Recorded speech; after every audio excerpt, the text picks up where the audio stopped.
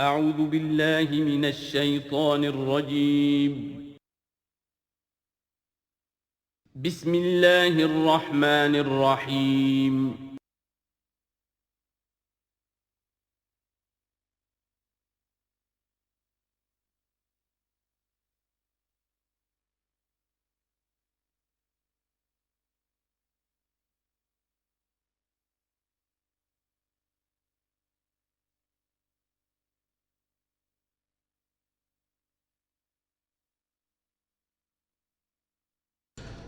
الحمدللہ وکفیٰ والصلاة والسلام علی عبادہ الذین اصطفیٰ، خصوصاً علی افضلہم وخاتم النبیین محمد الامین وعلی آلہ وصحبہ اجمعین. اما بعد فقد قال اللہ تبارک وتعالی کما ورد فی سورۃ البقرہ: اعوذ باللہ من الشیطان الرجیم، بسم اللہ الرحمن الرحیم. الحج اشہر معلومات، فمن فرض فیہن الحج فلا رفث ولا فسوق ولا جدال فی الحج، وما تفعلوا من خیر یعلمہ اللہ، وتزودوا فإن خیر الزاد التقوی واتقون یا اولی الالباب. صدق اللہ العظیم. پچھلے رکوع سے مناسک حج کا تذکرہ شروع ہو چکا تھا، اور اس کے ضمن میں خاص طور پر یہ کہ اگر کوئی حج کا احرام باندھ کر یا عمرے کا احرام باندھ کر سفر شروع کر دے اور کہیں درمیان میں ایسی رکاوٹ پیش آ جائے کہ اسے احرام کھولنا پڑے بغیر عمرہ کیے اور بغیر حج کیے، تو اس صورت میں کیا قواعد و ضوابط ہیں. اب جو یہ رکوع ہے 25واں، اس میں حج کا اصل فلسفہ، اس کی اصل حکمت، اس کی اصل روح کا بیان ہے. الحج اشہر معلومات، حج کے مہینے ہیں جو معلوم ہیں، یعنی جو بھی پہلے سے عرب میں رواج چلا آ رہا تھا اس کی توثیق ہو گئی کہ واقعتاً یہ اللہ تعالیٰ ہی کی طرف سے. تو حج کے کا جہاں تک ٹائمنگ کا تعلق ہے، مواقیت کا تعلق ہے، وہ گویا کہ اللہ تعالیٰ کی طرف سے توثیق فرما دی گئی. فمن فرض فیہن الحج، تو جو کوئی بھی اپنے اوپر لازم کر لے ان مہینوں میں حج کو، لازم کر لے سے مراد نیت پختہ کر لے، اور نیت پختہ کرنے کی علامت احرام باندھ لے. فمن فرض فیہن الحج، تو حج کے لیے جو اپنے اوپر لازم کر لے، فلا رفث ولا فسوق ولا جدال فی الحج. تو احرام کی حالت میں یہاں لفظ حج آیا ہے، ان میں سے پہلی قید جو ہے فلا رفث، تو کوئی شہوت کی بات نہیں ہونی چاہیے. میاں بیوی بھی ساتھ حج کر رہے ہیں تو احرام کی حالت میں وہی قید ہے کہ جو اعتکاف کی حالت میں ہے. باقی یہ کہ فسوق اور جدال، اللہ کی نافرمانی یا باہم جھگڑنا، اس لیے کہ بہت بڑی تعداد میں لوگوں کا اجتماع ہوتا ہے، سفر میں بھی لوگ ساتھ ہوتے ہیں، تو لوگوں کے غصوں کے پارے جلدی چڑھ جاتے ہیں. اس میں خاص طور پر روکا گیا کہ یہ ہے کہ اس میں امن ہو اور سکون ہو. اور آج بھی واقعہ یہ ہے کہ دنیا میں معجزات میں سے ہے یہ، اتنی بڑی تعداد میں لوگوں کا جمع ہونا، اور وہاں امن رہتا ہے، وہاں وہ جنگ و جدال اور جھگڑا اور فساد وغیرہ قطع نظر نہیں آتا. یا تو یہ کہ پچھلے دنوں میں کچھ سیاسی اعتبار سے کوئی مہمیں اٹھائی گئی ہیں، یا یہ کہ کچھ چور اچکوں نے بھی جانا شروع کر دیا ہے وہاں پر، لیکن جھگڑا اور جو گالم گلوچ کی نوبت ہم نے اپنے آنکھوں سے نہیں دیکھی. 5-6 مرتبہ حج کی سعادت حاصل ہوئی ہے. فلا رفث ولا فسوق ولا جدال فی الحج، وما تفعلوا من خیر یعلمہ اللہ، اور جو خیر بھی تم اس کے دوران کرو گے اللہ کے وہ علم میں ہوگا. نوافل پڑھ رہے ہو، اضافی طواف کر رہے ہو، کوئی اور بھی جو کام کر رہے ہو، تو اس میں کسی اور کو دکھانے کی ضرورت نہیں ہے. اپنے خاموشی کے ساتھ انسان وہ اپنی جو بھی نیکی مزید کما سکے کمائے، جو بھی مناسک حج ہیں ان پر مستزاد. وَتَزَوَّدُوا فَإِنَّ خَيْرَ الزَّادِ التَّقْوَىٰ، اور سفر کے لیے زاد راہ ساتھ لے لیا کرو، اور بہترین زاد راہ تقویٰ ہے. اب اس آیت کے 2 معنی لیے گئے ہیں. ایک تو یہ کہ بہترین زاد راہ تقویٰ ہے، یعنی سفر میں آپ نے آزاد راہ خرچ کی شکل میں تو لے لیا، تقویٰ ہے نہیں، تو پھر کیا ہوگا؟ وہ تو صرف پیسہ خرچ کرنے کے لیے اچھا احرام لے لیں گے، اچھی جگہ لے لیں گے قیام کی، تو تقویٰ اگر نہیں ہے تو وہ حج تو حج ہی نہیں ہوگا. لیکن اس کا ایک دوسرا مفہوم جو ہے وہ بھی بہت اہم ہے کہ اگر انسان خود اپنا زاد راہ ساتھ نہ لے تو پھر وہاں مانگنا پڑتا ہے۔ تو تقویٰ سے مراد یہاں ہے سوال سے بچنا۔ بہتر یہ ہے کہ زاد راہ لے کر چلو، اور یہ کہ اس کے لیے تمہیں کسی کے سامنے سائل نہ بننا پڑے۔ اگر تم صاحب استطاعت نہیں ہو تو حج تم پر فرض ہی نہیں ہے۔ خام خواہ کو ایک شے جو تم پر فرض نہیں ہے اس کے لیے وہاں جا کر بھیک مانگنا یا یہاں سے بھیک مانگ کر یا چندہ لے کر جانا، یہ تو قطعاً غلط حرکت ہے۔ وَتَزَوَّدُوا فَإِنَّ خَيْرَ الزَّادِ التَّقْوَىٰ وَاتَّقُونِ يَا أُولِي الْأَلْبَابِ، اور یقیناً میرا ہی تقویٰ کرو، مجھی سے ڈرو اے ہوش مندو۔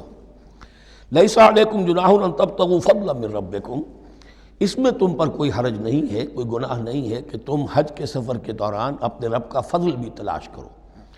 آدمی ہندوستان سے پاکستان سے جا رہا ہے، اسے ایسی اجناس لے جائے تجارت کے لیے جو وہاں پر بیچ کر کچھ نفع حاصل کر لے، تو یہ تقویٰ کے منافی نہیں ہے۔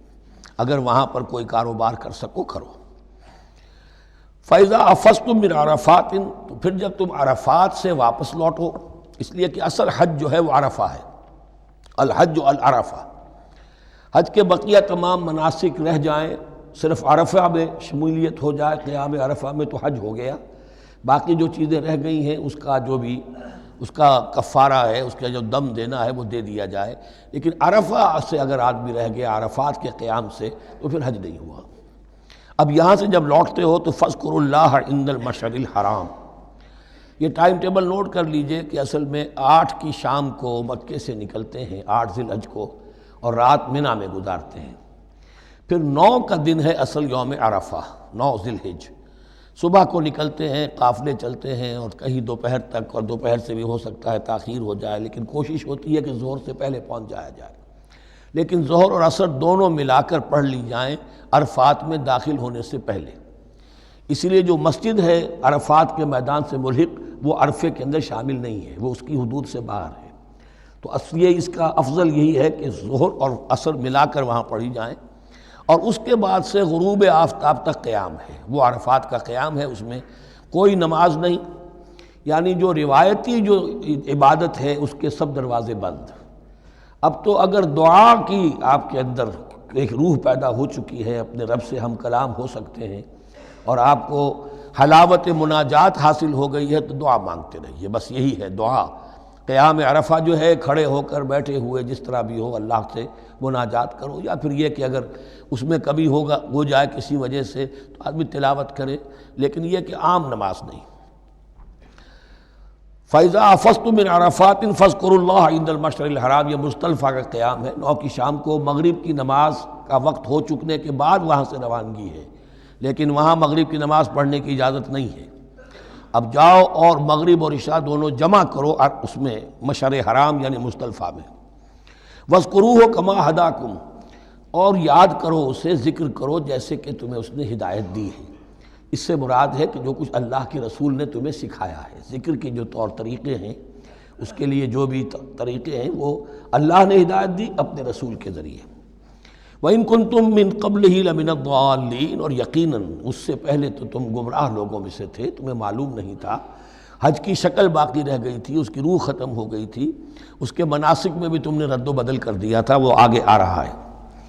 ثم افیضوا من حیث افاض الناس، پھر پلٹو وہیں سے جہاں سے کہ سب لوگ پلٹتے ہیں۔ قریش نے یہ کہا تھا کہ ہماری خاص حیثیت ہے کہ ہم تو منی ہی میں مقیم رہیں گے، باہر سے آنے والے لوگ عرفات جائیں اور عرفات سے پھر واپس لوٹیں، یہ سارے مناسک ہمارے لیے نہیں ہیں، ہم تو مکے والے ہیں، اور ہماری شان یہ ہے کہ ہم عرفات نہیں جائیں گے، منی ہی میں قیام رہے گا۔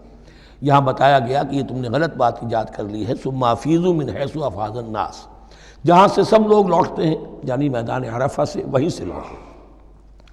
واستغفر اللہ، اللہ سے استغفار کرتے رہو، ان اللہ غفور رحیم، یقیناً اللہ بخشنے والا رحم فرمانے والا ہے۔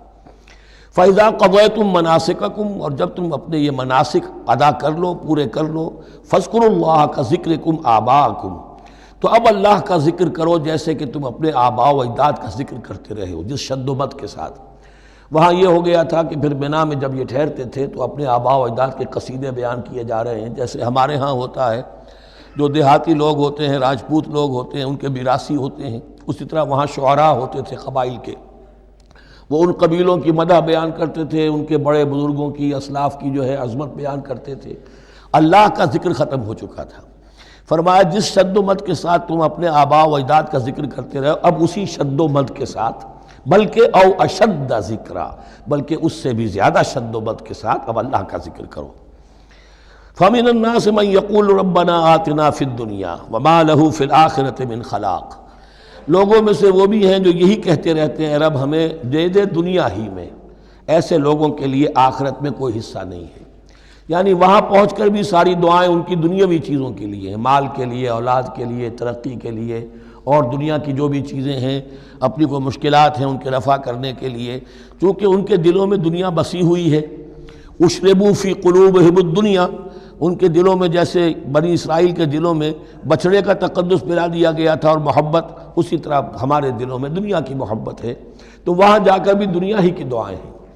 فَمِنَ النَّاسِ مَن يَقُولُ رَبَّنَا آتِنَا فِي الدُّنْيَا وَمَا لَهُ فِي الْآخِرَةِ مِنْ خَلَاقٍ، ظاہر بات ہے ایسے لوگوں کے لیے پھر آخرت میں کوئی حصہ نہیں ہے۔ وَمِنْهُم مَن يَقُولُ، اور ان میں سے وہ بھی ہیں جو یہ کہتے ہیں ربنا آتنا فی الدنیا حسنۃ وفی الآخرۃ حسنۃ وقنا عذاب النار، پروردگار ہمیں اس دنیا میں بھی خیر عطا فرما اور آخرت کا بھی خیر عطا فرما اور ہمیں بچا لے آگ کے عذاب سے۔ اب دنیا کا خیر جو ہے سب سے بڑا وہ ایمان ہے، ہدایت ہے۔ دنیا کا کوئی خیر نہیں ہے جب تک کہ اس کے ساتھ ہدایت اور ایمان نہ ہو۔ تو سب سے پہلے انسان ایمان طلب کرے، پھر اس کے ساتھ اللہ تعالیٰ دنیا میں کشادگی دے دے، رزق میں بھی کشائش دے دے تو ٹھیک ہے، کوئی بری بات نہیں، اچھی بات ہے۔ لیکن یہ کہ اصل شے کیا ہے؟ ایمان اور استقامت۔ اولئک لہم نصیب مما کسبوا، یہاں یہ لفظ بہت اہم ہے، ان کے لیے حصہ ہوگا اس میں سے جو انہوں نے کمایا۔ محض یہ دعا کرنے سے، یہ دعا جو ہے یہ کافی نہیں ہو جائے گی۔ اول تو یہ نوٹ کر لیجئے یہی وہ دعا ہے جو یعنی رکن یمانی سے لے کر جو بھی ہر چکر ہوتا ہے اس کا طواف کا، تو رکن یمانی سے لے کر حجر اسود تک کا جو دورہ ہے، اس میں یہ دعا مانگی جاتی ہے، ربنا آتنا فی الدنیا حسنۃ وفی الآخرۃ حسنۃ وقنا عذاب النار۔ اولئک لہم نصیب مما کسبوا، ان کے لیے حصہ ہے اس میں سے جو انہوں نے کمایا۔ اچھا، اس میں سے جو انہوں نے کمایا، اس میں سے کہ وہ تو سارا ملنا چاہیے، لیکن بندے کو ڈرتا رہنا چاہیے کہ ممکن ہے اس میں سے کسی مسئلے میں میری نیت میں کوئی فساد آ گیا ہو، ممکن ہے اس میں سے میرے کسی عمل کے اندر کوئی کمی رہ گئی ہو، کوئی کوتاہی رہ گئی ہو۔ اس لیے یہ نہ سمجھ لے کہ جو بھی کچھ کیا ہے اس کا اجر لازماً ملے گا۔ مما کسبوا، جو انہوں نے کمایا ہے اس میں خلوص ہے، اس میں بے ریائی ہے، اس میں تمام جو بھی اس کے آداب اور شرائط ہیں ملحوظ رکھے گئے ہیں، تو ان کو اس کا حصہ ملے گا۔ واللہ سریع الحساب، اور اللہ تعالیٰ کو حساب چکانے میں دیر نہیں لگتی، بہت جلدی حساب کر لے گا۔ اب تو ہمارے سامنے نقشے موجود ہے، کمپیوٹرز ہیں، کتنی جلدی حساب ہو جاتا ہے، تو اللہ کے ہاں تو پتہ نہیں کیسا سپر کمپیوٹر ہوگا کہ اسے حساب نکالنے میں دیر نہیں لگے گی۔ وَاذْكُرُوا اللَّهَ فِي أَيَّامٍ مَّعْدُودَاتٍ، اور ذکر کرو اللہ کا گنتی کے چند دنوں میں۔ یہ لفظ یہاں پر پھر آ گیا ہے اس بات کی وضاحت کے لیے جو میں نے عرض کیا تھا کہ ابتدائی جو حکم تھا روزے کا، ایام معدودات، وہ 3 دن کے روزے تھے، اس لیے کہ یہاں بھی معدودات کا لفظ آیا ہے، فی ایام معدودات، اور سب کو معلوم ہے یہ 3 دن ہیں، 11ویں 12ویں 13ویں تاریخ جو ہے ذی الحج کی، کہ پھر یوم نحر کے بعد 3 دن یہاں پر قیام ہے، مبیت ہے، تو وہ 3 دن ہے ایام معدودات۔ فمن تعجل فی یومین، تو جو کوئی 2 دن ہی میں جلدی سے واپس آ جائے فلا اثم علیہ، یعنی 3 دن پورے نہیں کرتا، 2 دن ہی میں واپسی کو اختیار کر لیتا تو کوئی گناہ اس پر نہیں ہے۔ ومن تأخر، اور جو پیچھے رہے یعنی 3 دن کی مقدار پوری کر لے فلا اثم علیہ لمن اتقی، تو اس پر بھی کوئی گناہ نہیں، لیکن شرط ہے تقوی۔ جو 2 دن میں چلا گیا تقوی تھا تو بھی اللہ تعالیٰ کے ہاں اس کا اجر محفوظ ہے، جو 3 دن رہا تقوی ہے، تیسرے دن اس نے کچھ اور ہی حرکتیں نہ شروع کر دی ہوں، جی اکتایا ہوا ہے اور طبیعت کے اندر جو ہے وہ ٹھہراؤ نہیں ہے، تو وہ تیسرا دن اس کے لیے کوئی خاص مفید نہیں ثابت ہوگا۔ لیکن یہ کہ اصل شے جو ہے اللہ کے ہاں جو چیز کے شرط لازم ہے قبولیت کے لیے وہ تقوی ہے۔ لمن اتقی واتقوا اللہ واعلموا انکم الیہ تحشرون، اور اللہ کا تقوی اختیار کرو اور یہ مستحضر رکھو اپنے ذہن میں کہ تمہیں اسی کی جانب جمع کر دیا جائے گا، تم سب کے سب ہانک کر لے جاؤ گے اسی کی جناب میں۔ وَمِنَ النَّاسِ مَن يُعْجِبُكَ قَوْلُهُ فِي الْحَيَاةِ الدُّنْيَا، اب یہ منافقین میں سے ایک گروہ کا خاص ایک تذکرہ ہو رہا ہے۔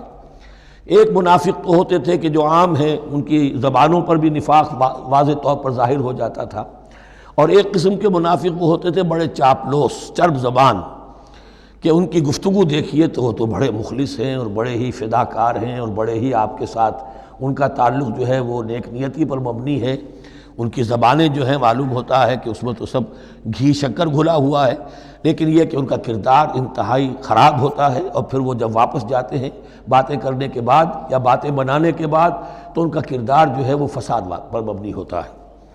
وَمِنَ النَّاسِ مَن يُعْجِبُكَ قَوْلُهُ فِي الْحَيَاةِ الدُّنْيَا، اور لوگوں میں سے ایسے بھی ہیں جن کی باتیں تمہیں بڑی اچھی لگتی ہیں دنیا کی زندگی میں، وَيُشْهِدُ اللَّهَ عَلَى مَا فِي قَلْبِهِ، اور وہ اللہ کو بھی گواہ ٹھہراتا رہتا ہے، میں جو کچھ کہہ رہا ہوں اللہ جانتا ہے، میں خلوص سے کہہ رہا ہوں، میں بالکل اپنی نیک نیتی سے کہہ رہا ہوں، اللہ جانتا ہے۔ وَهُوَ أَلَدُّ الْخِصَامِ، حالانکہ فی الواقع وہ دشمن ہے بہت سخت، الد بہت شدید، اور خصام خصم دشمن کے لیے آتا ہے۔ وَإِذَا تَوَلَّى، جب وہ پیٹھ موڑتے جاتا ہے، سعى فِي الْأَرْضِ، اب وہ زمین میں جو بھاگ دوڑ کرتا ہے، لِيُفْسِدَ فِيهَا، اس میں فساد مچائے، وَيُهْلِكَ الْحَرْثَ وَالنَّسْلَ، اور ہلاک کرے، کہیں کسی کی کھیتی جلا دی، کہیں کسی کا کوئی جانور جو ہے وہ ختم کر دیا، مار دیا۔ وَاللَّهُ لَا يُحِبُّ الْفَسَادَ، اللہ تعالیٰ کو فساد بالکل پسند نہیں ہے۔ وَإِذَا قِيلَ لَهُ اتَّقِ اللَّهَ، جب ایسے شخص سے کہا جاتا ہے کہ تو اللہ کا خوف کرو، اللہ سے ڈرو، تم باتیں ایسی کرتے ہو، عمل تمہارا یہ ہو رہا ہے، سوچو تو صحیح۔ اخذتہ العزت بالاسم، تو اس کو اپنی عزت نفس، جھوٹی عزت نفس گناہ پر اور جما دیتی ہے۔ ایک شخص وہ ہوتا ہے جس سے خطا ہو گئی، غلطی ہو گئی، اس نے اپنی خطا تسلیم کر لی تو اصلاح کر لے گا۔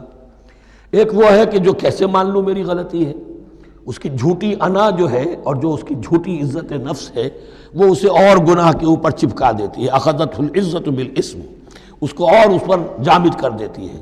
فحسبہ جہنم، تو اس کے لیے تو اب کافی ہے جہنم ہی، وَلَبِئْسَ الْمِہَادُ، اور یقیناً وہ بہت برا ٹھکانہ ہے۔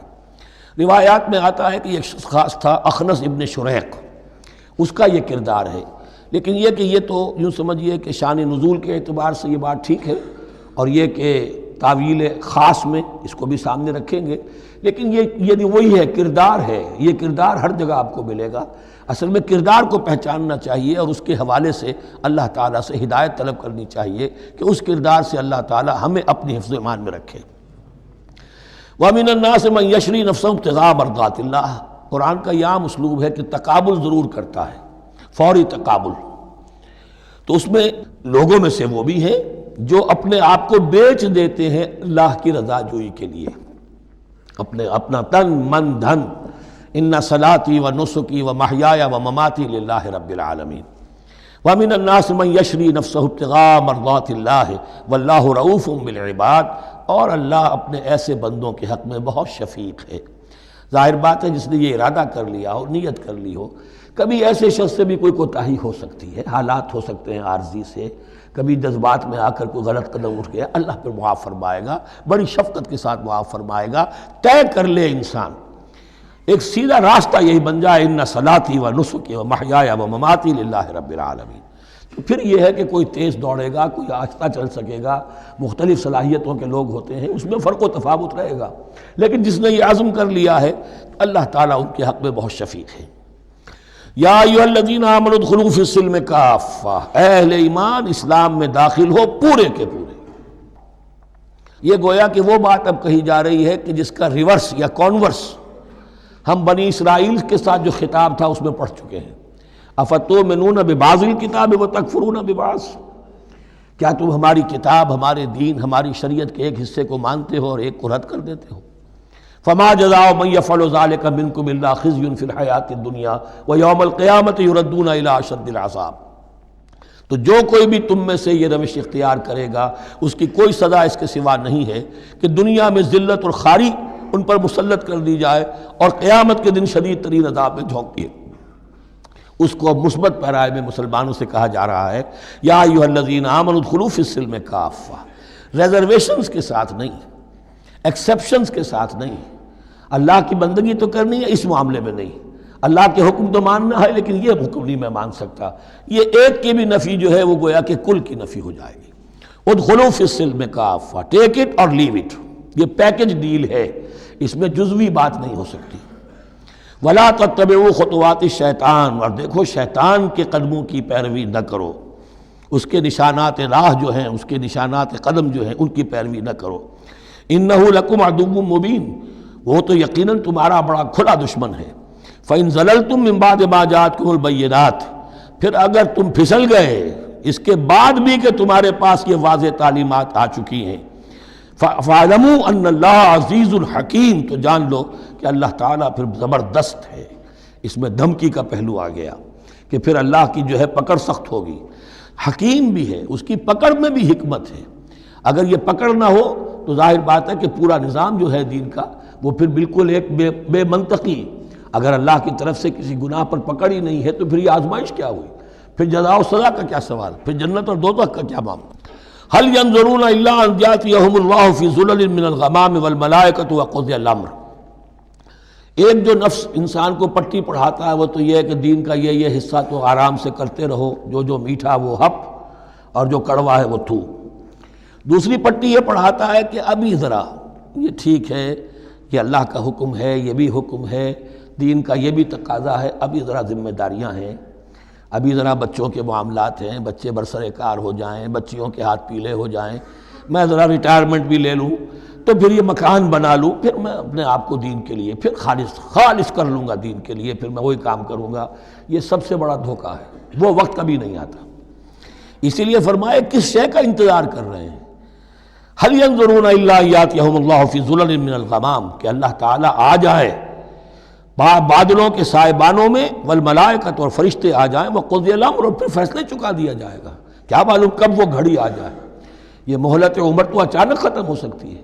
پوری دنیا کی قیامت بھی جب آئے گی اچانک آئے گی، اور ہر شخص کی ذاتی قیامت تو اس کے سر کے اوپر تلوار کی طرح لٹکی ہوئی ہے کہ من مات فقط قامت قیامتہ، جو مر گیا اس کی قیامت تو آ گئی۔ کیا تمہارے پاس گارنٹی ہے یہ سارے کام کرو گے تب تک زندہ رہو گے اور پھر بھی تمہارے جسم میں کوئی توانائی، کوئی رمق باقی رہ جائے گی کہ دین کا کوئی کام کر سکو؟ تو جان لو تم کس چیز کا انتظار کر رہے ہو سکتا ہے اچانک اللہ کی طرف سے مہلت ختم ہو جائے، سٹاپ رائٹنگ، 3 گھنٹے ہو گئے، بس اب جو لکھ لیا، اب آگے تمہارے پاس مہلت نہیں ہے۔ وَإِلَى اللَّهِ تُرْجَعُ الْأُمُورُ، اور یقیناً تمام معاملات اللہ ہی کی طرف لوٹا دیے جائیں گے۔ سل بنی اسرائیل کم آتیناہم من آیۃ بینہ، اے مسلمانوں پوچھ لو بنی اسرائیل سے ہم نے انہیں کتنی روشن نشانیاں دی، یعنی دیکھو تم بھی کہیں انہی کے راستے پر نہ چلنا، جیسا کہ حضور نے فرمایا تھا لَتَتَّبِعُنَّ سُنَنَ مَن قَبْلِكُمْ، تم لازماً پیروی کرو گے اور چلو گے انہی کے نقوش پا پر۔ سل بنی اسرائیل کم آتیناہم من آیۃ بینہ ومن یبدل نعمت اللہ من بعد ما جاءتہ فإن اللہ شدید العقاب، لیکن جو شخص اللہ کی اس نعمت جو اس کے پاس آ گئی ہے اس میں تبدیلی کرتا ہے، اس میں تحریف کرتا ہے، یا اس میں تحریف کرتا ہے یا اپنے آپ کو بدل لیتا ہے، من بعد ما جاءت ہو، اس کے بعد کہ وہ نعمت اس کے پاس آ گئی، فإن اللہ شدید العقاب، تو یہ جان لو اللہ پھر سزا دینے میں بھی سخت ہے۔ اس کی مثال وہی رکھیے کہ 2 مرتبہ فرمایا یا بنی اسرائیل اذکروا نعمتی التی انعمت علیکم وانی فضلتکم علی العالم، لیکن انہی سے کہا گیا ضربت علیہم الذلۃ والمسکنۃ وباؤوا بغضب من اللہ، اور یہ مضمون بھی دوبارہ پھر آ جائے گا سورہ آل عمران میں۔ زین للذین کفروا الحیاۃ الدنیا، ان کافروں کے لیے دنیا کی زندگی جو ہے بڑی مزین کر دی گئی ہے، ان کے نگاہوں میں کھب گئی ہے، یہاں کی چمک دمک ہے، شان و شوکت ہے، لمبی لمبی کاریں ہوں چمکیلی نئے ماڈل کی، بڑی اونچی اونچی بلڈنگیں ہوں، حویلیاں ہوں، اعلیٰ کوٹھیاں ہوں، اب یہ ساری چیزیں کس کو اچھی نہیں لگتی، لیکن یہ کہ کفار کے دلوں میں ان کی محبت اتنی پل جاتی ہے کہ پھر کوئی اچھی بات ان کے کوئی زندگی میں نہیں رہتی ہے، نہ کوئی اچھی بات اثر کرتی ہے۔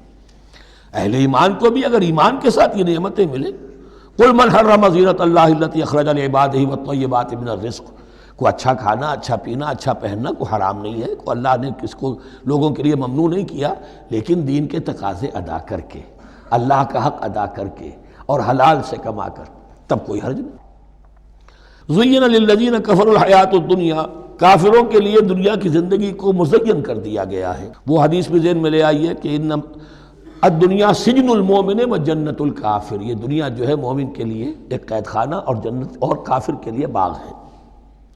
وَيَسْخَرُونَ مِنَ الَّذِينَ آمَنُوا، اور وہ مذاق اڑاتے ہیں اہل ایمان کا، دیکھو ان فینیٹکس کو، ان پاگلوں کو، ان بیوقوفوں کو، والذین ویسخرون من الذین آمنوا والذین اتقوا والذین اتقوا فوقہم یوم القیامہ، اور جن لوگوں نے تقوی کی روش اختیار کی تھی قیامت کے دن اب وہ ان کے اوپر ہوں گے۔ اور بلکہ ہمیں سورہ مطففین میں تو آگے چل کر پتہ چلے گا پھر اہل ایمان ان کا مذاق اڑائیں گے۔ واللہ یرزق من یشاء بغیر حساب، اور اللہ تعالیٰ رزق عطا فرمائے گا جس کو چاہے گا بغیر حساب۔ یہ جنت کی طرف اشارہ ہے۔ اب یہ جو آیت آ رہی ہے پھر ایک طویل آیت ہے، جسے میں نے عرض کیا تھا بڑے بڑے حسین اور خوشنما حکمت کے اور علم کے اور معرفت کے پھول جو ہیں وہ اس بنتی میں بن دیے گئے ہیں۔ دو کلڑیاں یعنی شریعت، عبادات اور معاملات، دو لڑیاں انفاق اور جہاد، قتال، جہاد بالمال، جہاد بالنفس، اور ان میں یہ پھول آ جاتے ہیں عظیم۔ اس کو میں نے عنوان دیا ہے آیت الاختلاف، آیت الآیات، آیت البر، اور یہ آیت الاختلاف۔ اختلاف کیوں ہوتا رہا ہے؟ اور یہ بہت اہم ہے اس لیے کہ جو وحدت ادیان کا فلسفہ دنیا میں کچھ لوگوں کی طرف سے پیش ہوتا ہے اس کا ایک حصہ صحیح ہے اور ایک حصہ غلط ہے۔ صحیح کون سا ہے، غلط کون سا ہے، وہ اس حدیث، اس آیت سے معلوم ہوگا۔ کان الناس امۃ واحدۃ، اس میں کوئی شک نہیں، پہلے تو انسان سب کے سب ایک امت تھے، حضرت آدم کی نسل، حضرت آدم نبی ہیں تو امت تو ایک ہی تھی۔ جب تک کہ ان کے اندر گمراہی پیدا نہیں ہوئی، اختلافات نہیں ہوئی، شیطان نے کچھ لوگوں کو نہیں ورغلایا، اس وقت تک تو کان الناس امۃ واحدہ، تمام انسان ایک ہی امت تھے۔ اب یہاں پہ سمجھ لیجئے کہ یہاں اس کے بعد ایک حرف محذوف ہے، ثم اختلفوا، پھر ان میں اختلافات ہوئے، فساد پیدا ہوا، کچھ لوگوں نے گمراہی کی روش اختیار کر لی۔ ایک بیٹا اگر حابیل تھا تو دوسرا قابیل بھی تھا۔ فبعث اللہ النبیین مبشرین ومنذرین، تو اب اللہ نے نبیوں کو بھیجنا شروع کیا جو بشارت دیتے تھے نیکوکاروں کو اور جو خبردار کرتے تھے غلط کاروں کو۔ وانزل معهم الکتاب بالحق لیحکم بین الناس فیما اختلفوا فیہ، اور اللہ نے ان کے ساتھ کتاب نازل فرمائی اپنی تاکہ وہ حق کے ساتھ نازل فرمائی تاکہ وہ فیصلہ کر دے لوگوں کے مابین ان امور میں جن میں انہوں نے اختلاف کیا تھا۔ وَمَا اخْتَلَفَ فِيهِ إِلَّا الَّذِينَ أُوتُوهُ مِن بَعْدِ مَا جَاءَتْهُمُ الْبَيِّنَاتُ بَغْيًا بَيْنَهُمْ، اور پھر جو اختلاف کیا ان میں سے تو نہیں کیا اختلاف کرنے والوں نے مگر جن کو کہ وہ کتاب دی جا چکی تھی، ہدایت دی جا چکی تھی، من بعد ما جاءتهم البینات، اور اس کا سبب کیا تھا؟ بغیم بینہم، یہ لفظ میں نے پہلے بھی نوٹ کروایا تھا، بغیم بینہم، دی ارج ٹو ڈومینیٹ، زدم زدہ، سارا فساد دنیا میں جو ہوتا ہے دی ارج ٹو ڈومینیٹ، آدمی جو ہے میں اس کی بات کیوں مانوں، یہ کیوں نہ میری مانے، یہ ہے کہ جس میں جو بھی سربراہی اور بالادستی حاصل کرنے کی جو ایک انسان کے اندر ایک ہے امنگ ہے، یہ امنگ رکھی گئی ہے انسان میں، جہاں انسان کے اندر اچھے میلانات رکھے گئے، برے بھی رکھے گئے، نفس بھی تو انسان ہی میں ہے، اس لیے کہ انہی کی درمیان حق و باطل کی کشمکش چلتی ہے انسان کے باطن میں، حق و باطل کی ایک کشاکش انسان کے باطن میں چلتی ہے، ایک خارج میں چلتی ہے۔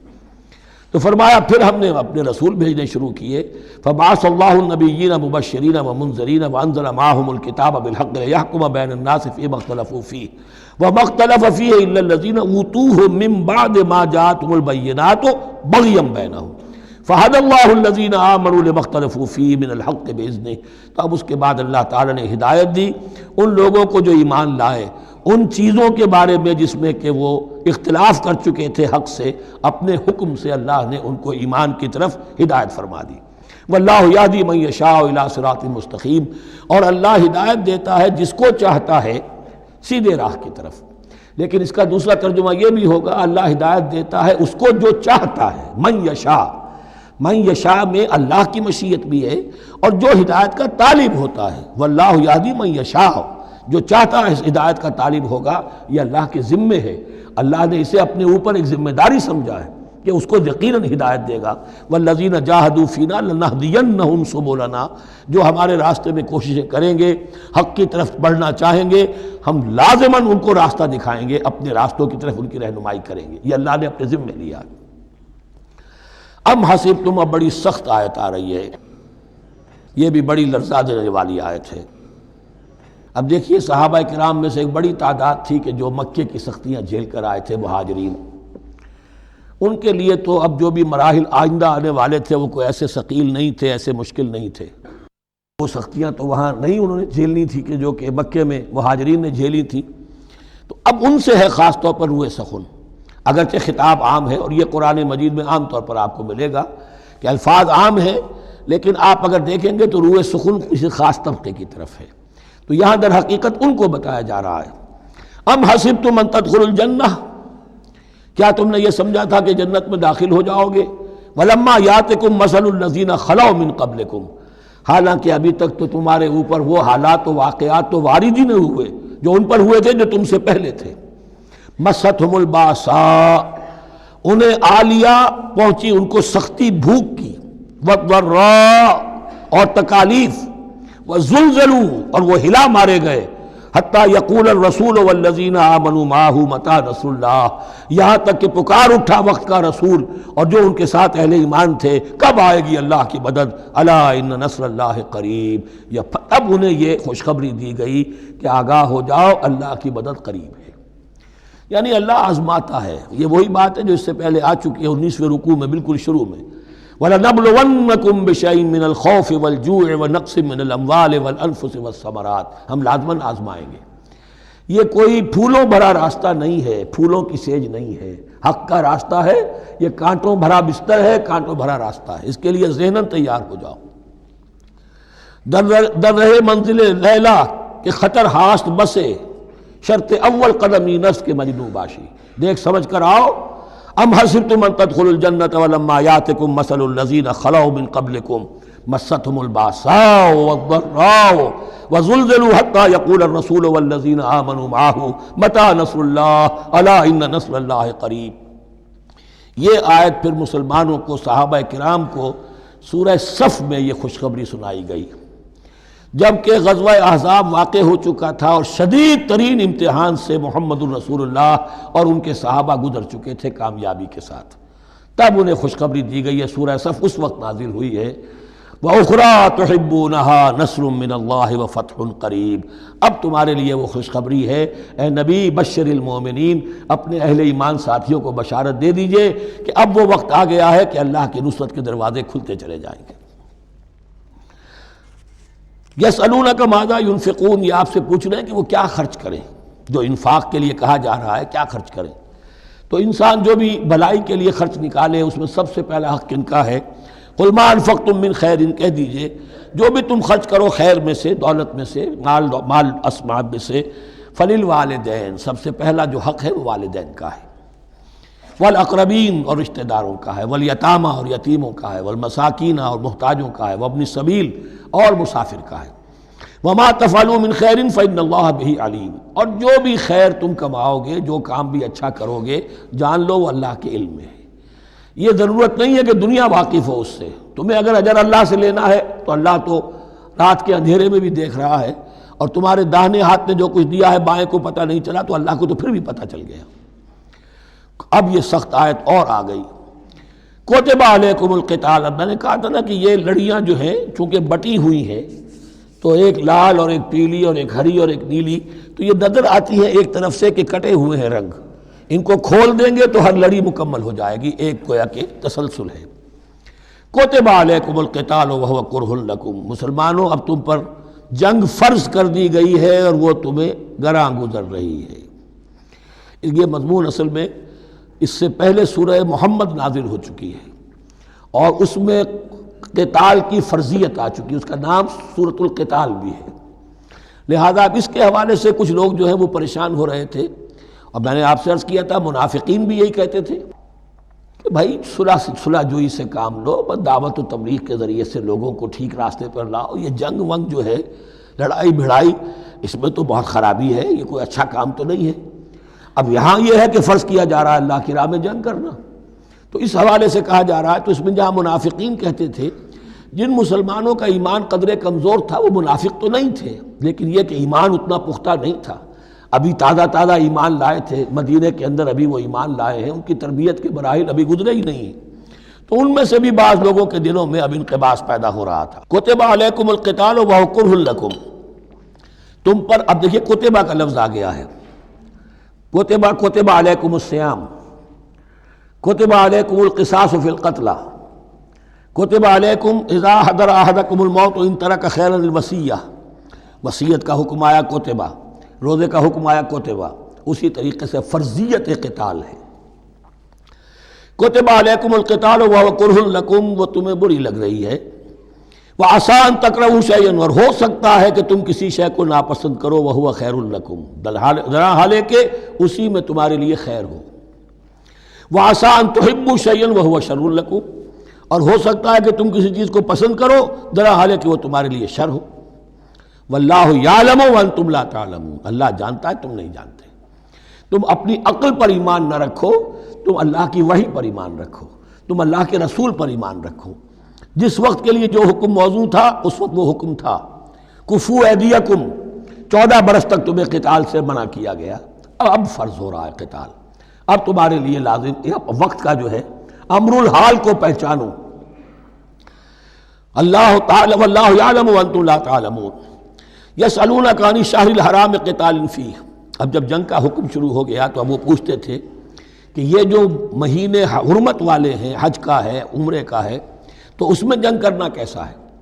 اس لیے کہ سیرت میں یہ واقعہ آتا ہے، وقت نہیں ہے تفصیل سے میں بیان کر سکوں، کہ نخلا کی وادی میں ایک مقابلہ ایسا پیش آ گیا تھا کہ وہ رجب کا مہینے کا بھی دن تھا، اور اس میں ہی کوئی قتال ہو گیا، مسلمانوں کے ہاتھوں ہوا یا مسلمانوں کے اوپر ایسی سچویشن ہو گئی کہ انہیں مجبوراً وہ کام کرنا پڑا۔ اس پر شور اٹھا دیا، دیکھو ان لوگوں کا کیا حال ہے، بنے پھرتے ہیں اللہ والے، رسول والے، دین والے، آخرت والے، اور ان کا حال یہ ہے کہ یہ حرمت والے مہینے کے انہوں نے بٹا لگا دیا، اس میں جنگ کی ہے۔ یہ اصل میں ان حضرات کی طرف سے گویا کہ اللہ تعالیٰ اپنے ان مومن بندوں کی طرف سے خود صفائی پیش کر رہے ہیں۔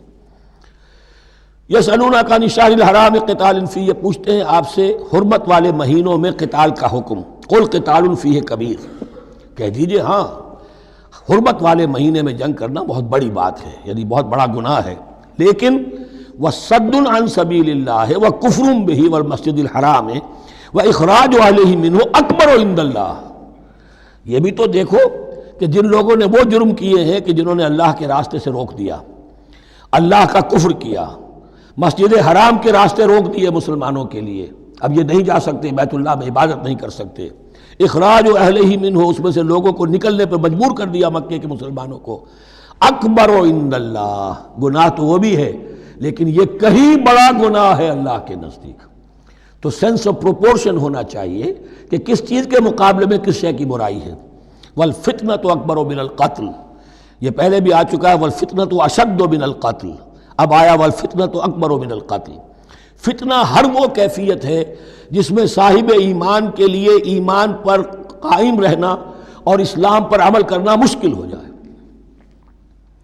آج کا پورا معاشرہ فتنہ ہے، اسلام پر عمل کرنا مشکل ہے، بدماشی کے راستے کھلے ہوئے ہیں، حرام خوری کے راستے کھلے ہوئے ہیں، حلال عقل حلال دانتوں پسینہ آئے تو شاید نصیب ہو، شادی کے نکاح کے راستے بند کیے ہوئے ہیں، یہ شرطیں ہیں اور یہ شرطیں ہیں اور یہ شرطیں ہیں اور یہ ہے اور یہ چیزیں لازمی ہیں، اور زنا کے راستے کھلے جائیے۔ جس معاشرے کے اندر جب غلبہ باطل کا ہوگا حق پر چلنا ممکن نہیں رہے گا، وہ جو باطل کا غلبہ ہے وہ سب سے بڑا فتنہ ہے۔ والفتنۃ اکبر من القتل، فتنہ جو ہے بہت بڑی شے ہے قتل کے مقابلے میں۔ ولا یزالون یقاتلونکم حتی یردوکم عن دینکم ان استطاعوا، اور سن لو یہ لوگ تم سے جنگ کرتے رہیں گے یہاں تک کہ لوٹا دیں تمہیں اپنے دین سے، اگر وہ کر سکتے ہوں، وہ تو تلے ہوئے ہیں اس پر کہ تمہیں لوٹا کر لے جائیں گے اپنے دین سے۔ یہاں اشارہ ہو رہا ہے مشرکین مکہ کی طرف، کیونکہ اب یہ تمہید چل رہی ہے سورہ بقرہ کے اندر غزوہ بدر کے لیے، اب اس کے بعد غزوہ بدر ہونے والا ہے، اس کے لیے ذہنی تیاری۔ ولا یزالون یقاتلونکم حتی یردوکم عن دینکم ان استطاعوا، وہ تو اپنی سے کوشش کرتے رہیں گے کہ تمہیں تمہارے دین سے پھرا کر لوٹا کر واپس لے جائیں اگر ان میں طاقت ہے۔ ومن یرتد منکم عن دینہ، اور سن لو جو بھی کوئی تم میں سے پھر گیا، مرتد ہو گیا اپنے دین سے، فیمت، اور اسی حالت میں اس کی موت آ گئی، وہو کافر، کہ وہ کافر ہی تھا، فاولئک حبطت اعمالہم فی الدنیا والآخرہ، تو یہ وہ لوگ ہوں گے کہ جن کے تمام اعمال دنیا اور آخرت میں حبط ہو گئے۔ پہلے کتنے ہی نیکیاں کی ہوئی تھیں، کتنے ہی نمازیں پڑھی ہوئی تھیں، کتنا ہی جو ہے انفاق کیا تھا، صدقات دیے تھے، کچھ بھی کیا، سب کا سب زیرو ہو جائے گا۔ وَأُولَٰئِكَ أَصْحَابُ النَّارِ هُمْ فِيهَا خَالِدُونَ، اور وہ ہوں گے جہنم والے اور رہیں گے اس میں ہمیشہ ہمیشہ۔ ان الذین آمنوا والذین ہاجروا وجاہدوا فی سبیل اللہ اولئک یرجون رحمت اللہ واللہ غفور رحیم۔ یقیناً وہی لوگ جو ایمان لائے اور جنہوں نے ہجرت کی اور جہاد کیا اللہ کی راہ میں، یہ وہ لوگ ہیں جو اللہ کی رحمت کے امیدوار ہیں۔ بڑا لطیف طنز ہے ان پر، جا رہے ہیں حرام کے راستے پر، اللہ رحمت فرمائے گا۔ اللہ رحمت نہیں فرماتا، اللہ کی رحمت کا مستحق بننا پڑتا ہے۔ اللہ کی رحمت کا مستحق وہی ہے، ان الذین آمنوا والذین ہاجروا وجاہدوا فی سبیل اللہ اولئک یرجون رحمت اللہ۔ وہ امیدوار ہیں اللہ کی رحمت کے، وہ امید کرے تو ان کی امید بجا ہے۔ واللہ غفور الرحیم، اور یقیناً اللہ تعالیٰ غفور الرحیم ہے۔ یسألونک عن الخمر والمیسر، اب دیکھیے یہاں سے شریعت کا جو بلو پرنٹ اب تیار ہونا شروع ہوا۔ کچھ احکام پہلے آ چکے اور کچھ احکام اب آ رہے ہیں، تو بیچ بیچ میں یہ لڑیاں جو ہیں کٹی ہوئی ہیں۔ یہ آپ سے پوچھ رہے ہیں نبی صلی اللہ علیہ وسلم شراب اور جوئے کے بارے میں۔ قل فیہما اسم کبیر، اے نبی ان سے کہہ دیجئے کہ ان دونوں کے اندر بہت بڑے گناہ کی پہلو ہے، ومنافع للناس، اور لوگوں کے لیے کوئی منفعتیں بھی ہیں، واسمہما اکبر من نفعہما، اور ان کا جو گناہ کا پہلو ہے وہ نفع کے پہلو سے بڑا ہے۔ بس یعنی اشارہ کر دیا کہ چھوڑ دو اس کو، اب تمہاری عقل سلیم کے حوالے معاملہ ہے، حقیقت تم پر کھول دی گئی۔ یہ ابتدائی حکم ہے لیکن حکم کے پیرائے میں نہیں، بس یہ ہے کہ کچھ فائدے بھی ہیں۔ وہ تو ہے میں سے غرض نشاط ہے کچھ روح سیاہ کو، ایک گونا بے خودی مجھے دن رات چاہیے، اور میں کدے کی راہ سے ہو کر گزر گیا ورنہ سفر حیات کا بے حد طویل تھا۔ یہ حکمت سمجھ لیجئے کہ جوئے میں اور میسر میں کیا چیز مشترک ہے کہ دونوں کو جمع کیا گیا۔ شراب میں بھی انسان حقائق سے اپنے آپ کو منقطع کرتا ہے اور محنت سے جی چراتا ہے۔ He doesn't want to see the facts، مواجہہ کرنے کو تیار نہیں، فیس کرنے کو تیار نہیں ہے bitter facts of life کو، تو میں ایک گونا بے خودی مجھے دن رات چاہیے۔ اور جوا بھی محنت کی نفی ہے، چانس، داؤ لگاؤ۔ ایک ہے محنت سے ایک آدمی کما رہا ہے، مشقت کر رہا ہے، کھوکھا ہے یا کوئی چھابڑی لے کے جا رہا ہے یا کچھ اور کام ریڑھی چلا رہا ہے، وہ اپنی کوئی کمائی کر رہا ہے، اور ایک یہ داؤ لگاؤ، داؤ سے کمانا، چانس پر کمانا، یہ بھی محنت کی نفی ہے۔ تو یہ دونوں کے اندر اصل میں علت ایک ہی ہے۔ یسألونک عن الخمر والمیسر قل فیہما اسم کبیر ومنافع للناس واسمہما اکبر من نفعہما ویسألونک ماذا ینفقون قل العفو، اور یہ پوچھتے ہیں کتنا خرچ کریں، انفقوا انفقوا انفقوا وانفقوا فی سبیل اللہ ولا تلقوا بایدیکم الی التہلکہ، یہ آیت پر کل پڑھ چکے ہیں۔ اپنے آپ کو اپنے ہاتھوں ہلاکت میں نہ جھونکو، کتنا خرچ کرے، کچھ ہمیں مقدار بھی بتا دی جائے۔ فرمایا قل العفو، جو بھی تمہاری ضرورت سے زائد ہے۔ اللہ یہ بھی نہیں کرتا کہ اپنی ضرورتوں کو بھی تم پیچھے ڈال دو، نہیں، ضرورتیں اپنی پوری کرو، پھر جو اب تمہارے پاس ہے۔ اب یہ سمجھیے کہ جو ایک کمیونسٹ فلسفی ہے اس میں بھی ایک اصطلاح سرپلس ویلیو، ایک سرپلس ویلیو یہ ہے عفو، جو تمہاری ضروریات سے زائد ہے، یہ سرپلس ویلیو ہے، یہ اللہ کی راہ میں دے دو۔ اس کو بچا کر رکھنا جو ہے اللہ پر آپ بے اعتمادی کا اظہار کر رہے ہیں کہ اللہ کل نہیں دے گا مجھے، میں بچا کے رکھوں۔ یسألونک ماذا ینفقون قل العفو، لیکن اس میں یہ ہے کہ ضرورتیں کتنی ہیں، کیا ہے، اس کا کوئی پیمانہ مقرر نہیں کیا۔ یہ ہے باطنی روح جس کے اندر اللہ کی محبت اور آخرت کا ایمان بڑھتا جائے گا، وہ اتنا ہی اپنی بیلٹ ٹائٹ کرے گا، اپنی ضرورتیں کم کرے گا، اپنے معیار زندگی کو پست کرے گا، اور زیادہ سے زیادہ جو ہے وہ اللہ کی راہ میں دے گا۔ لیکن اصول یہ ہے کہ ہر شخص یہ دیکھے کہ جو میری ضرورت سے زائد ہے اسے میں ریٹین نہ کروں، اسے میں دے دوں۔ اس انفاق پر پورے 2 رکوع آگے آنے والے ہیں سورہ مبارکہ میں۔ کذالک یبین اللہ لکم الآیات لعلکم تتفکرون، اسی طرح اللہ تعالیٰ اپنی آیات تمہارے لیے واضح کر رہا ہے تاکہ تم تفکر کرو، غور کرو، فی الدنیا والآخرہ۔ تمہارا یہ غور دنیا کے بارے میں بھی ہونا چاہیے، آخرت کے بارے میں۔ دنیا میں بھی اسلام رہبانیت نہیں سکھاتا، نہ کھاؤ نہ پیو، چلے کشی کرو، چلے جاؤ جنگلوں میں، نہیں۔ اسلام متمدن زندگی کی تعلیم دیتا ہے، گھر گھرستی ہے، شادی کرو، بیوی بچوں والے رہو، ان کے بھی حقوق کو ادا کرو، ان کا بھی پیٹ تمہیں پالنا ہے، تو تفکر فی الدنیا والآخرہ، آخرہ کے لیے، لیکن یہ کہ اس میں ریشو پروپورشن رہنی چاہیے۔ دنیا کی کتنی قدر و قیمت ہے، آخرت کی کتنی قدر و قیمت ہے، اس کو جان لو۔ اسی کے حساب سے ایلوکیشن اگر نہیں ہے تو پھر یہ کہ سینس آف پروپورشن اگر غلط ہو گیا تو ظاہر بات ہے کہ پھر ہر چیز تل پٹ ہو جائے گی۔ ایک دوا کے نسخے میں کوئی چیز زائد تھی، کوئی کم تھی، آپ نے جو کم تھی اسے زیادہ کر دیا، جو زائد تھی کم کر دیا، تو اب ہو سکتا ہے کہ یہ نسخہ شفا نہ رہے، نسخہ ہلاکت بن جائے۔ وَيَسْأَلُونَكَ عَنِ الْيَتَامَىٰ، اور یہ آپ سے پوچھ رہے ہیں یتیموں کے بارے میں، قُلْ إِصْلَاحٌ لَهُمْ خَيْرٌ، اے نبی ان سے کہہ دیجئے ان کے لیے ان کی مصلحت کو پیش نظر رکھنا یہ ہے کہ جو بہتر ہے، نیکی ہے، بھلائی ہے۔ اصل میں سورہ بنی اسرائیل کی آیت جو ہے وہ لوگوں کے سامنے تھی، وَلَا تَقْرَبُوا مَالَ الْيَتِيمِ إِلَّا بِالَّتِي هِيَ أَحْسَنُ، مال یتیم کے قریب تک نہ پھٹکو، یعنی گڑبڑ کر لو گے اپنے اموال میں، اس میں سے یہ ہے کہ ہو سکتا ہے کہ تمہارا ان کا کوئی مال تمہارے پیٹ میں چلا جائے، ہانڈی مشترک ہے، اب اس میں ظاہر بات ہے یتیم نے بھی کھانا ہے، تم نے بھی کھانا ہے، اچھی اچھی بوٹیاں تم نے کھا لی ہیں اور یتیم کے لیے جو ہے خرچہ تو پورا ڈال دیا، لیکن یہ کہ اس کے لیے بیچارے کے لیے چھچڑے چھوڑ دیے۔ تو یہ چیز روکنے کے لیے کہا گیا تھا مکی صورتوں میں وَلَا تَقْرَبُوا مَالَ الْيَتِيمِ إِلَّا بِالَّتِي أَحْسَنُ۔ اب صحابہ کے لیے تو یہ چیزیں ایسی تھیں کہ اشارہ ذرا سا ہو گیا اور انہوں نے اس پر عمل کیا، انہوں نے ہڈیاں علیحدہ کر دیں تاکہ ان کا خرچہ بالکل علیحدہ رہے۔ اب اس میں تکلیف ہو رہی تھی، ایک گھر کے اندر ہی ایک یتیم ہے، اس کا خرچہ اس کے مال میں سے نکالا جا رہا ہے۔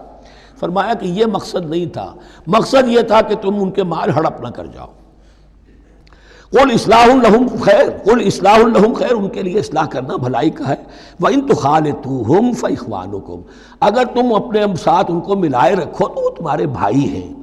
وَاللَّهُ يَعْلَمُ الْمُفْسِدَ مِنَ الْمُصْلِحِ، اللہ جانتا ہے مفسد کو بھی مصلح کو بھی، وہ جانتا ہے کہ یہ آدمی گڑبڑ کر رہا ہے، یہ ہڈیاں علیحدہ کر کے بھی گڑبڑ کر سکتا ہے، اور یہ وہ شخص ہے کہ جو ہڈیاں مشترک کر کے بھی حق پر رہ سکتا ہے۔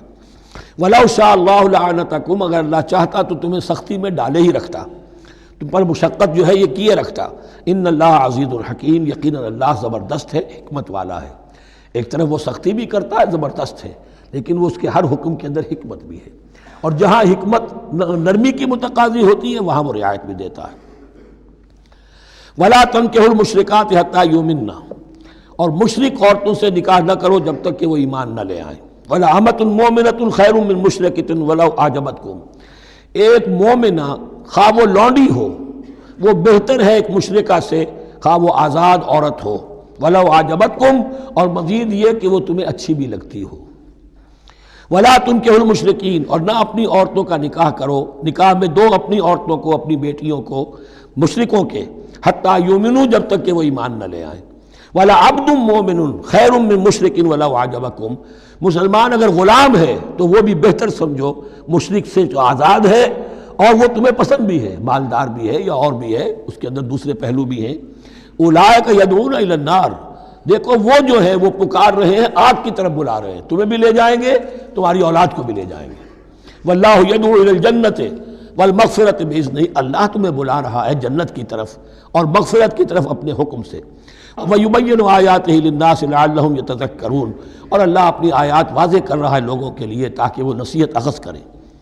وَيَسْأَلُونَكَ عَنِ الْمَحِيضِ، اور وہ عورتوں کے ایام ماہواری کے بارے میں آپ سے سوال کر رہے ہیں۔ قُلْ هُوَ أَذًى، کہہ دیجئے وہ ایک ناپاکی بھی ہے اور ایک تکلیف کا مسئلہ بھی ہے۔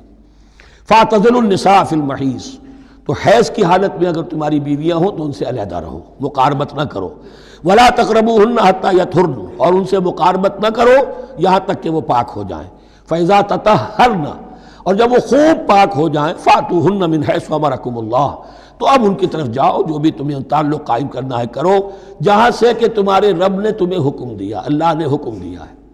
یہ اللہ کا حکم کیا ہے؟ یہ ہے امر طبیعی، ہر انسان جانتا ہے، ہر حیوان کو معلوم ہے، وہ طبیعی شے ہے۔ لیکن یہ کہ اب عورتوں کے ساتھ بھی اگر انسان جو ہے وہ لواطت کا فعل شروع کر دے، قوم عمل لوط، تو ظاہر بات ہے کہ عمل قوم لوط تو وہ چیز جو ہے غلط ہے، وہ حرام ہے۔ یہ تو اللہ تعالیٰ نے جو بھی تمہاری فطرت میں ڈالا ہے راستہ، وہ در حقیقت من حیث امرکم اللہ، ان اللہ یحب التوابین ویحب المتطہرین، یقیناً اللہ محبت کرتا ہے بہت توبہ کرنے والوں سے اور بہت پاک بازی اختیار کرنے والوں سے۔ ان ناپاک چیزوں سے دور رہنے میں۔ نساؤکم حرث لکم، تمہاری بیویاں تمہارے لیے کھیتیوں کے مانند ہیں، جیسے کھیت میں بوتے ہو فصل کاٹتے ہو، بیویوں کے ذریعے سے اللہ تعالیٰ تمہیں اولاد عطا کرتا ہے۔ فاتو حرثکم انا شئتم، تو جو بھی کھیتی والی جگہ ہے ادھر تم جاؤ جدھر سے چاہو، یعنی اس میں یہ ہے کہ کوئی رکاوٹ نہیں ہے، وہ داہنی طرف سے بائیں طرف سے جدھر سے بھی ہو، لیکن ہو وہ فرج کے اندر، وہ مقد کے اندر معاملہ نہ ہو۔ فاتو حرثکم انا شئتم وقدموا لانفسکم، اور اپنے آگے کے لیے سامان کرو، یعنی اپنی اولاد۔ انسان جو ہے بڑھاپے کے لیے اس کا ایسٹ بنتی ہے اس کی اولاد۔ آج تو دنیا اولاد سے بھاگتی ہے، لیکن ایک زمانے میں تو اولاد جو ہے وہ عصائے پیری شمار ہوتی تھی۔ وقدموا لانفسکم واتقوا اللہ واعلموا انکم ملاقوہ، اور اللہ سے کا تقوی اختیار کرو۔ ابھی آپ دیکھیں گے کہ جو حکم بھی شریعت کا آئے گا بار بار تکرار کے ساتھ جو ہے اس میں جو تقوی کا ذکر بار بار آئے گا، کہ ایک قانون ہے اس کی قانونیت ہے، ایک ہے تقوی۔ قانون کی لاکھ پیروی کی جا رہی ہو تقوی نہ ہو تو وہ قانون جو ہے وہ مذاق بن جائے گا، تماشا بن جائے گا۔ اس کے بعد مثالیں آئیں گی ابھی۔ واتقوا اللہ واعلموا انکم ملاقوہ، اور اللہ کا تقوی اختیار کرو اور جان لو تمہیں اس سے مل کر رہنا ہے، حاضر ہونا ہے اس کے جناب میں۔ وبشر المؤمنین، اور اے نبی اہل ایمان کو بشارت دے دیجئے۔ ولا تجعلوا اللہ عرضۃ لایمانکم، ایک اور حکم آ گیا، اللہ تعالیٰ کا نام جو ہے وہ تختہ مشق نہ بنا لو اپنی قسموں کے لیے۔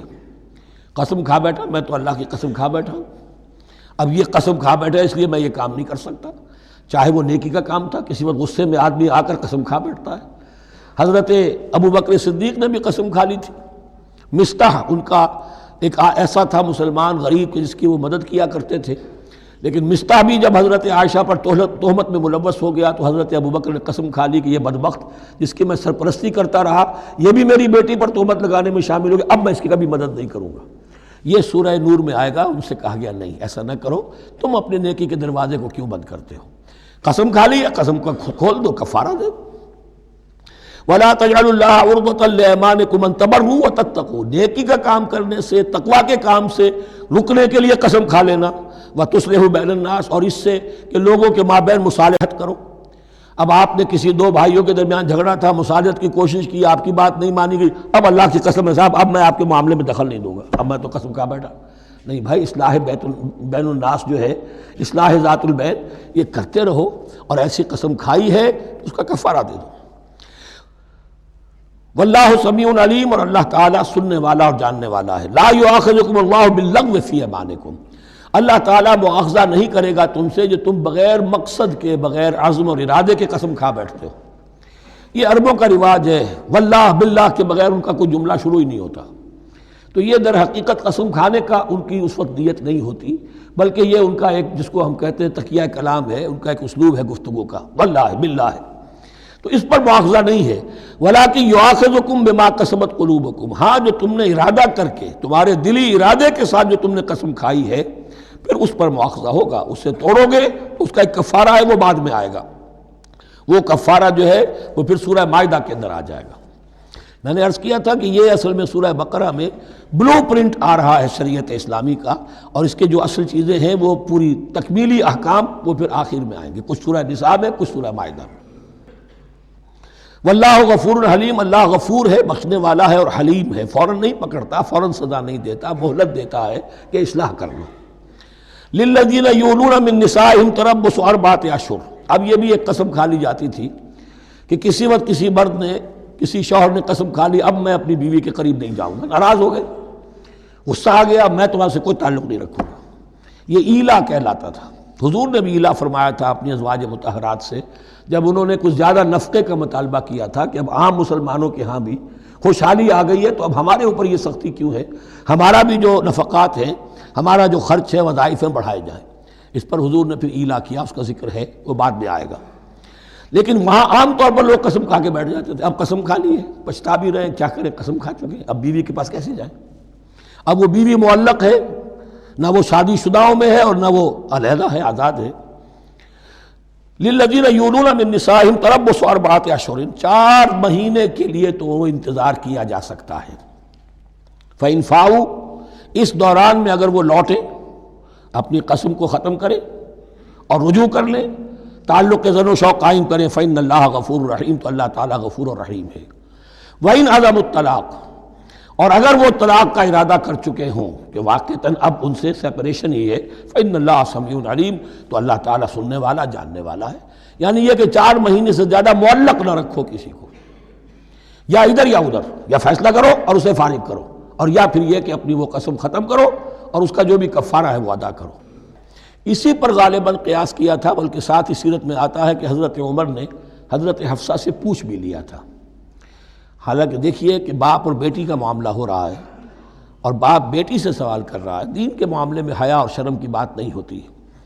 ان اللہ لا یستحی ان یضرب مثلا ما بعوضۃ فما فوقها، تو یہ کہ جو لوگ جہاد پر جاتے تھے کوئی سال بھر گھر واپس نہیں آ رہا، اب ایک طرف تو ان پر مشقت ہے، وہ بیویوں سے دور ہیں، اہل و عیال سے دور ہیں، ادھر عورتیں جو ہیں وہ بغیر شوہروں کے جو وقت گزار رہی ہیں۔ تو پوچھا کہ کتنا عرصہ تم سمجھتی ہو کہ ایک عورت اپنی عصمت اور عفت کو سنبھال کر اپنے شوہر کا انتظار کر سکتی؟ تو حضرت حفصہ نے کہا 4 ماہ، اور میں سمجھتا ہوں کہ شاید انہوں نے اسی پر کہا ہو کہ یہ معلق رکھنے کا حکم بھی قرآن مجید میں جو ہے زیادہ سے زیادہ اس کی مہلت 4 مہینے ہے۔ والمطلقات یتربصن بانفسهن 3 قروء، اور جنہیں طلاق دے دی جائے ان پر لازم ہے کہ وہ اپنے جیوں کو روکے رکھیں 3 حیض تک، یہ عدت ہے۔ طلاق کے بعد 3 مہینے کی عدت ہے۔ اس عدت میں یا تو شوہر رجوع کر لے گا، اگر 1 یا 2 طلاقیں ہیں، تیسری طلاق ہو گئی تو رجوع کا حق نہیں ہے، وہ بعد میں بات آ جائے گی، اور اسی میں چاہے تو اس کے بعد جب مدت ختم ہو جائے گی تو پھر اب شوہر کا حق ختم ہو جائے گا، اب وہ آزاد ہوگی، لیکن اس مدت کے اندر وہ دوسری شادی نہیں کر سکتی۔ والمطلقات یتربصن بانفسهن 3 قروء ولا يحل لهن ان يكتمن ما خلق الله في ارحامهن، اور ان کے لیے یہ حلال نہیں ہے، جائز نہیں ہے کہ وہ چھپا لیں جو کچھ کہ اللہ نے پیدا کر دیا ہو ان کے ارحام میں۔ اگر حمل ٹھہر گیا ہے اور بیوی کو ڈر ہے کہ اب یہ شوہر تو طلاق دے دے گا، وہ اپنا حمل چھپا رہی ہے تاکہ پتہ ہی نہ چلے اس کو، کیونکہ وہ چاہے گی کہ بچہ میرے پاس رہے، بچہ بچی جو بھی ہو۔ ظاہر بات ہے کہ بچہ اور بچی جو ہے وہ ماں کے لیے تو جگر گوشہ ہے، اس کے جسم کا ٹکڑا ہے، اس کے جسم کا لوتھڑا ہے، تو وہ چھپانے کی ٹینڈنسی ہوتی ہے کہ وہ جھگڑا ہی نہ اٹھے۔ ولا يحل لهن ان يكتمن، ان کے لیے جائز نہیں ہے کہ وہ چھپائیں ما خلق اللہ فی ارحامہن، جو کچھ کہ پیدا کر دیا ہے اللہ نے ان کے رحموں میں۔ ان کن یؤمن باللہ والیوم الآخر، اگر وہ فی الواقع ایمان رکھنے والی ہیں اللہ پر اور یوم آخر پر۔ وبعولتہن احق بردہن فی ذلک ان ارادوا اصلاحا، اور یہ جو عدت کی مدت ہے اس میں ان کے شوہروں کو حق حاصل ہے، زیادہ حقدار ہیں کہ انہیں لوٹا لیں، اسے رجعت کہتے ہیں، رجوع کیا جا سکتا ہے عدت کے اندر، لیکن تیسری طلاق کے بعد نہیں۔ پہلی طلاق، دوسری طلاق، اس کے بعد دونوں میں جو عدت ہوگی اس میں رجوع کر سکتا ہے شوہر، اس کا اختیار ہے۔ بیوی کو نہ کہنے کا اختیار نہیں ہے کہ اب تم طلاق دے چکے ہو، اب میں تمہاری بات ماننے کو تیار نہیں ہوں، اس کا اسے حق نہیں ہے۔ اسے پھر وہ مرد کا جو حق ہے وَبَعُولَتُهُنَّ أَحَقُّ بِرَدِّهِنَّ، وہ زیادہ حقدار ہے کہ انہیں لوٹا لے، فی ذالک، اس مدت کے اندر ان ارادوا اصلاحا، اگر وہ واقعتاً اصلاح ہی چاہتے ہیں۔ وَلَهُنَّ مِثْلُ الَّذِي عَلَيْهِنَّ بِالْمَعْرُوفِ، اور ان کے لیے حقوق ہیں جو کہ مناسبت سے ہیں ان کی ذمہ داریوں کے۔ وَلِلرِّجَالِ عَلَيْهِنَّ دَرَجَةٌ، اور مردوں کو ان پر ایک درجہ فوقیت کا، ایک درجہ فضیلت کا، ایک درجہ حقوق کا حاصل ہے۔ واللہ عزیز الحکیم، اور اللہ تعالی زبردست ہے اور حکمت والا ہے۔ یہ آیت اصل میں اس زمانے میں بہت مس انٹرپریٹ ہوئی ہے، اور بعض مترجمین نے بھی ترجمہ غلط کیا ہے۔ یعنی اس کا یہ ترجمہ کرنا لہن مثل الذی علیہن، ان کے بھی حقوق مردوں پر ویسے ہی ہیں جیسے مردوں کے حقوق ہیں ان پر، تو یہ تو مساوات ہو گئی، اور مساوات جو اسلامی شریعت میں مرد اور عورت کے درمیان، شوہر اور بیوی کے درمیان نہیں ہے۔ مراد کیا ہے؟ لام اور اعلیٰ کا جو استعمال ہوتا ہے عربی میں، لام کسی کے حق کے لیے اور اعلیٰ کسی کی ذمہ داری کے لیے۔ لہن، ان کے لیے حقوق ہیں، مثل الذی علیہن، جیسے کہ ان پر ذمہ داریاں ہیں۔ اللہ تعالیٰ نے جیسے ذمہ داری مرد پر ڈالی ہے ویسے حقوق اس کو دیے ہیں، جیسی ذمہ داری عورت پر ڈالی ہے اس کی مناسبت سے کورسپونڈنگلی پروپورشنیٹ جو ہے اس کو بھی حق دے دیے ہیں۔ اور اس بات کو کھول دیا، مساوات کہاں سے آئے گی؟ جب کہہ دیا وَلِلرِّجَالِ عَلَيْهِنَّ دَرَجَةٌ، اور مردوں کو ان پر ایک درجہ حاصل ہے، فوقیت کا درجہ حاصل ہے۔ واللہ عزیز الحکیم۔ اب یہ تمہیں پسند ہو تب بھی اور ناپسند ہو تب بھی، اللہ تعالی عزیز ہے، حکیم ہے، وہ سب کچھ جاننے والا ہے، اور وہ زبردست ہے، جو چاہے حکم دے، اور حکیم ہے، حکمت والا ہے، اس کا حکم حکمت پر مبنی ہے۔ بارک اللہ لی ولکم فی القرآن العظیم ونفعنی وإیاکم بالآیات والذکر الحکیم۔